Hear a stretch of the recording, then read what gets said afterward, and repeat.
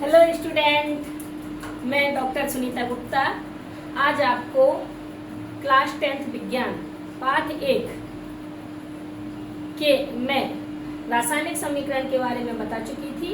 अब मैं रासायनिक समीकरण के प्रकार के बारे में बताऊंगी। तो पाठ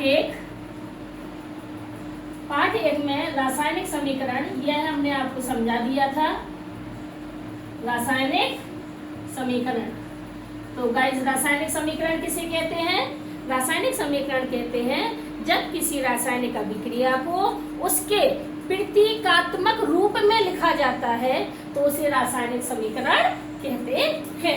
जैसे हमने आपको बताया था कि यहाँ पर हमने क्या लिखा प्रतीकात्मक रूप में, यहाँ लिखा हमने मैग्नीशियम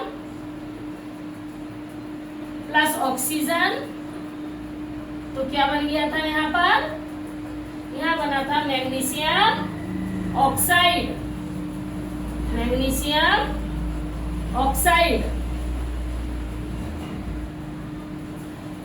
ये है इसके प्रतीक। क्या कहलाते हैं? प्रतीक। तो रासायनिक समीकरण उसे कहते हैं जब रासायनिक अभिक्रिया को प्रतीकों के रूप में लिखा जाता है। ये उदाहरण है। ठीक है, सभी को समझ में आया बच्चों? सभी लोग जल्दी जल्दी से बासु कोचिंग सेंटर को ज्वाइन कर लें, लाइक करें, सब्सक्राइब करें और शेयर करें। अब हम देखेंगे रासायनिक अभिक्रिया। तो रासायनिक अभिक्रिया किसे कहते हैं? रासायनिक अभिक्रिया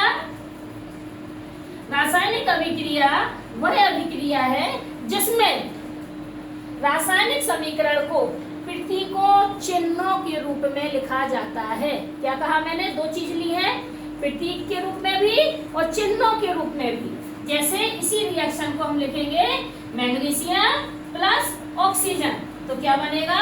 मैग्नीशियम ऑक्साइड। क्या बैलेंस है? नहीं है बैलेंस। 2Mg इधर लेंगे, 2MgO बन जाएगा। यहाँ लिखेंगे इसको मैग्नीशियम, यहाँ लिखेंगे इसको ऑक्सीजन, यहाँ लिखेंगे मैग्नीशियम ऑक्साइड।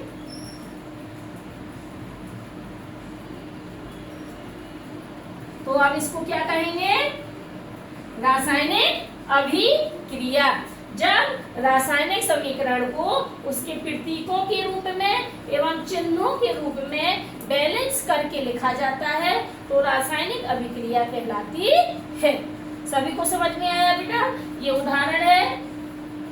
अब देखेंगे रासायनिक समीकरण के प्रकार। तो रासायनिक समीकरण के कई सारे प्रकार हमारे क्लास 10th में है।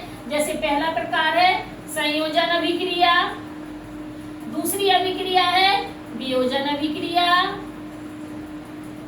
तो हम यहाँ पर दो अभिक्रियाएं देखेंगे। पहले एक संयोजन अभिक्रिया और दूसरी देखेंगे वियोजन अभिक्रिया। संयोजन अभिक्रिया किसे कहते हैं? बताएं बच्चे। संयोजन अभिक्रिया वह अभिक्रिया है जिसमें दो या दो से अधिक उत्पाद आपस में मिलकर दो या दो से अधिक अभिकारक आपस में मिलकर एक उत्पाद बनाते हैं।